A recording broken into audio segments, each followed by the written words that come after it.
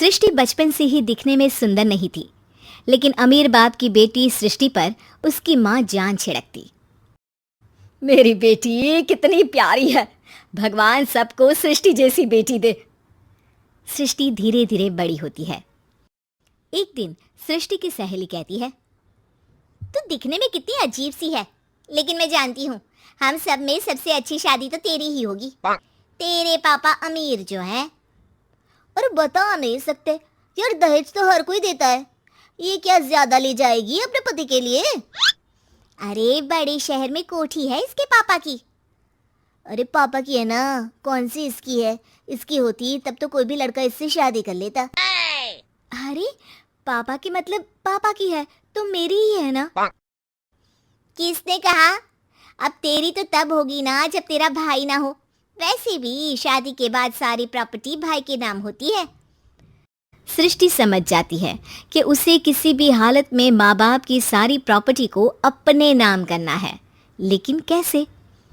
एक दिन सृष्टि का भाई शीनू कहता है, बहन क्या कर रही है? तुझसे एक बात करनी है। अरे हाँ हाँ करना, मैं तो तेरी बहन हूँ। बहन मेरी लाइफ में ना एक लड़की है, बहुत अच्छी है। मैं सोच रहा हूँ माँ और पापा से बात करूँ शादी के लिए। सृष्टि को समझ में आ जाता है कि भाई की शादी होते ही भाभी उसे एक दिन भी घर में बर्दाश्त नहीं करेगी। क्या बात है भाई, बताना कौन है वो? यार वो बहुत अच्छी लड़की है, पढ़ी लिखी है, मेरे साथ जॉब भी करती है। बस एक प्रॉब्लम है। हाँ प्रॉब्लम? क्या प्रॉब्लम है भाई? यार वो शादीशुदा है, लेकिन उसके पति ने उसे सिर्फ इसलिए छोड़ दिया क्योंकि उसके माँ बाप दहेज नहीं दे पाए। सृष्टि ये सुनकर न जाने क्यों खुश हो जाती है। अरे भाई तो क्या हुआ, लड़की तुझे तो पसंद है ना? शीनू को लगता है कि बहन उसे समझ रही है। वो इस बात से अनजान होता है कि उसकी बहन की मंशा पूरा घर हड़पने की है। सृष्टि अपनी माँ से कहती है, मम्मी मुझे तो बहुत चिंता है। पता है शीनू क्या कर रहा है? अरे क्या कर रहा है? वो तो काम पर जाता है और वापस घर आता है। नहीं ना माँ, वो यही तो नहीं कर रहा, बाकी सब कर रहा है।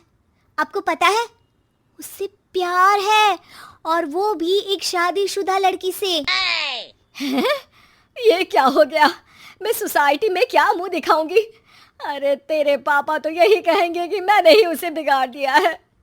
माँ देखो, मेरी बात मानो, पापा पर भी विश्वास करने की जरूरत नहीं है। अब आप ही बताओ, पापा इतनी देर घर के बाहर रहते हैं क्यों? बोलो। अरे बेटा वो तो नौकरी करते हैं ना। तू बहुत भोली है माँ। पापा का ऑफिस तो 7 बजे खत्म हो जाता है, लेकिन देखो कितनी देर से आते हैं। अरे नहीं नहीं बेटा, ऐसी कोई बात नहीं है। सृष्टि माँ को एक औरत से बात करते पिता की फोटो दिखाती है। देखो माँ कैसे हैं पापा। मैं ना कहती थी कि पापा सही नहीं है।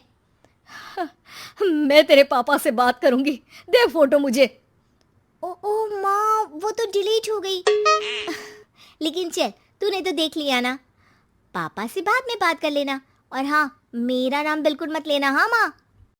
अब क्या था, सृष्टि के माँ और पिता के बीच झगड़ा होना शुरू हो जाता है। सृष्टि के मन में क्या चल रहा था कोई नहीं जानता था। एक दिन, माँ सृष्टि के लिए एक लड़का देखा है, वो लोग शाम को उसे देखने आने वाले हैं। और हाँ माँ, एक खुशखबरी, मैं और पापा मिलकर एक नया बिजनेस ट्राई कर रहे हैं। शाम को लड़का आता है, सांवले रंग का। सृष्टि को तो बिल्कुल भी पसंद नहीं आता।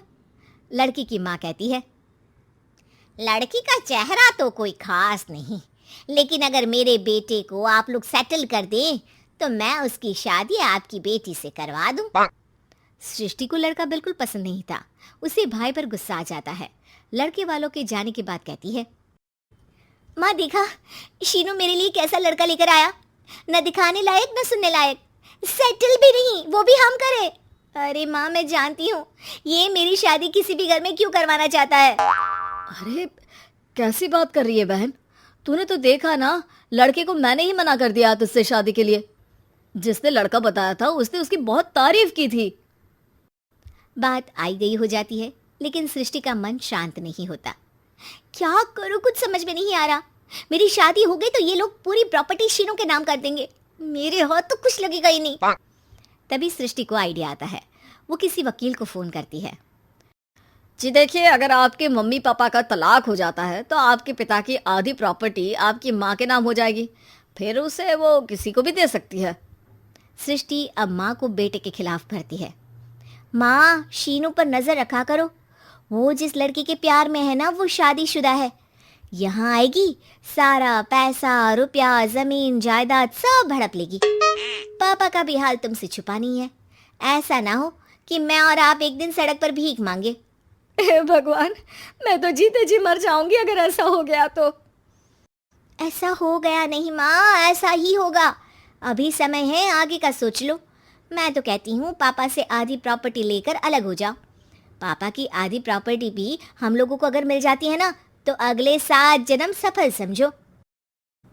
बेचारी माँ बेटी के कहने पर पति से तलाक लेकर अलग हो जाती है। सृष्टि अब पैसों से गाड़ी और अपने दूसरे महंगे शौक पूरे करने लगी। उसके दोस्त भी उसके पैसे इस्तेमाल करते। सृष्टि, कल तुम कहाँ थी? मैं सारा दिन घर पर अकेली थी। तो मैं क्या करूं? मैंने ठेका तो नहीं लिया है ना तुम्हें संभालने का। माँ को सृष्टि से ये उम्मीद नहीं थी। वो बैठकर रोने लगती है। वहीं उसका पति यानी कि सृष्टि के पिता आ जाते हैं। मैं जानता था कि तुम्हारा यही हाल होगा, तो आपने मुझे रोका क्यों नहीं? मैं रोकता तो तुम रुकती क्या? सृष्टि के कहने पर तुमने मुझ पर अपने बेटे पर शक किया, लेकिन तुम ये भूल गई कि कैसे हम दोनों ने मिलकर जीवन में इतना सब खड़ा किया। माँ पति के गले लग जाती है। मुझे माफ कर दीजिए, मैंने आपकी कमाई का एक बड़ा हिस्सा गवा दिया। कोई बात नहीं, तुम साथ हो तो मैं ऐसी 7 प्रॉपर्टी खड़ी कर दूंगा। तभी वहां सृष्टि आ जाती है रोते हुए।